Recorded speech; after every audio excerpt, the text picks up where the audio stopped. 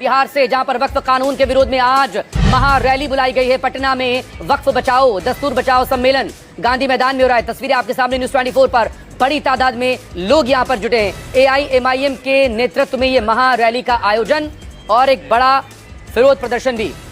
अमिताभ ओझा मेरे सहयोगी इस वक्त पटना से हमारे साथ जुड़ गए हैं। अमिताभ, AIMIM के नेतृत्व में वक्फ बचाओ ये रैली होने जा रही है, डिटेल आपसे चाहेंगे।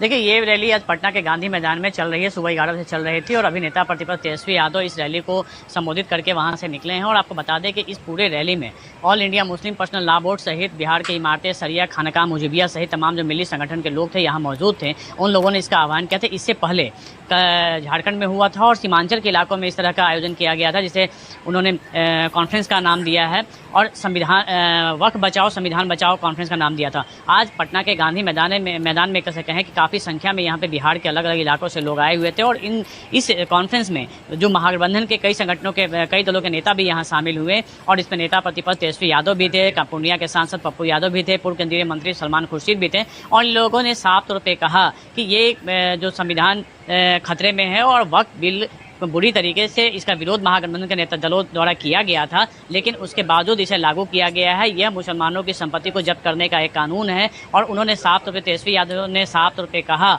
कि यह देश किसी के बाप की जागीर नहीं है और बीजेपी जाने वाली है। उन्होंने कहा कि इस संगठन के द्वारा जहां पे जो मुस्लिम संगठन मुस्लिम लोग हैं उनकी संपत्तियों को जब्त करने की कोशिश की जा रही है, वहीं उन्होंने इसी मन से यह भी कहा कि जिस तरीके से वाहन मतदाता पुनरीक्षण का काम चल रहा है, अब दलितों, वंचितों और मुस्लिम लोगों के वोट के अधिकार को भी छीना जा रहा है। यानी कि इस मन से जो लगातार महागठबंधन के नेता जो विरोध कर रहे थे, उन्होंने इस मन से भी इन लोगों को आह्वान किया कि जिस तरीके का विरोध कर रहा है इसका पूरे तौर पे विरोध किया जाएगा और तमाम जो इंडिया गठबंधन के नेता हैं वो इसमें रहेंगे। यही बात सलमान खुर्शीद ने कही थी। और पूर्णिया के जो सांसद हैं पप्पू यादव, उन्होंने भी यही बात को दोहराई और कहा कि जिस तरीके से पहले संपत्ति पे हमला किया गया है, वहीं दूसरी तरफ एक तरह से कहें तो अब वोट देने का अधिकार को भी यहाँ पे छीनने की कोशिश हो रही है और जिसका पूरी तरीके से विरोध किया जाएगा। सड़क पे इसके लिए उतरने की जरूरत पड़े तो वो उतरेंगे, लेकिन इसका पूरी तरीके से विरोध किया जाएगा।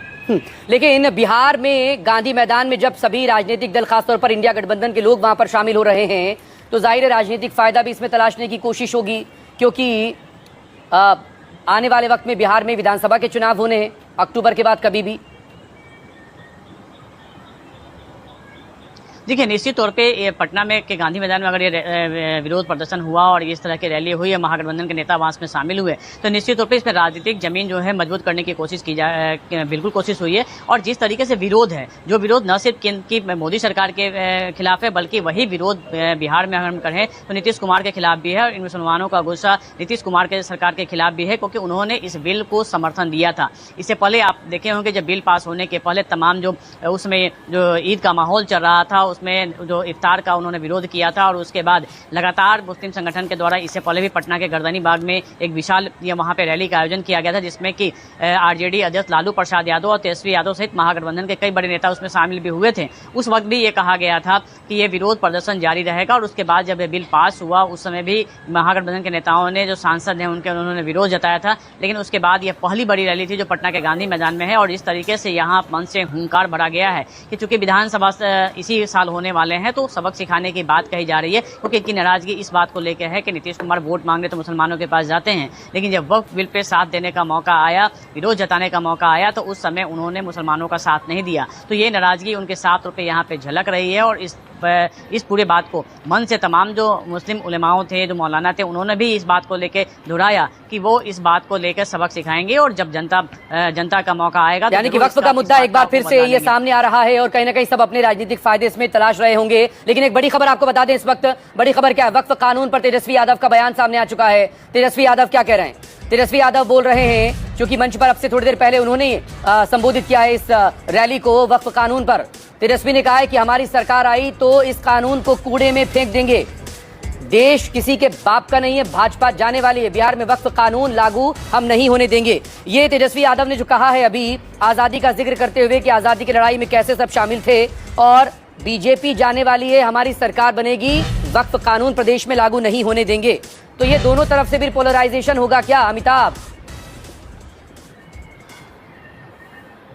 नहीं, बिल्कुल निश्चित तौर पे देखिए इससे पहले भी जब गर्दनी बाग में इसी बिल को लेकर जब all India Muslim personal law board का एक बड़ा सा आयोजन हुआ था, उसमें भी तेजस्वी यादव और लालू प्रसाद यादव शामिल हुए थे। उन्होंने साफ तौर पे कहा था कि इस कानून को किसी हाल में पास नहीं किया जाएगा। हालांकि जिस वक्त यह हुआ था उस वक्त बिल लोकसभा में पेश होने वाला था, उस वक्त भी तेजस्वी यादव ने कहा था कि वो विरोध, उनके तमाम जो सांसद हैं वो इसका विरोध करेंगे, और अगर बिहार में इस बार विधानसभा का जब चुनाव होने वाला है तो उनकी सरकार बनेगी तो उस वक्त इस कानून को बिहार में लागू नहीं किया जाएगा। ये लगातार दोहरा रहे हैं, इससे पहले भी उन्होंने कहा था और आज फिर इस मंच से उन्होंने कहा इसी बात को। उन्होंने कहा कि यह देश किसी के बाप की जागीर नहीं है और अब बीजेपी जाने वाली। उन्होंने कहा कि आज़ादी की लड़ाई में चाहे हिंदू, मुस्लिम, सिख, ईसाई सभी ने अपना भरपूर सहयोग दिया था, तो ये देश सभी का है। किसी एक को टारगेट, धर्म को टारगेट नहीं किया सकता, एक विशेष समुदाय को टारगेट नहीं किया सकता, और बीजेपी टारगेट की राजनीति करती है। तो उन्होंने एक तरह से पोलराइजेशन को का माहौल बनाया है। और निश्चित तौर पर जो देखिए ये जो वोट बैंक है, चाहे वो मुस्लिम ले ले या तो ले ले, शुरू से ही इसका झुकाव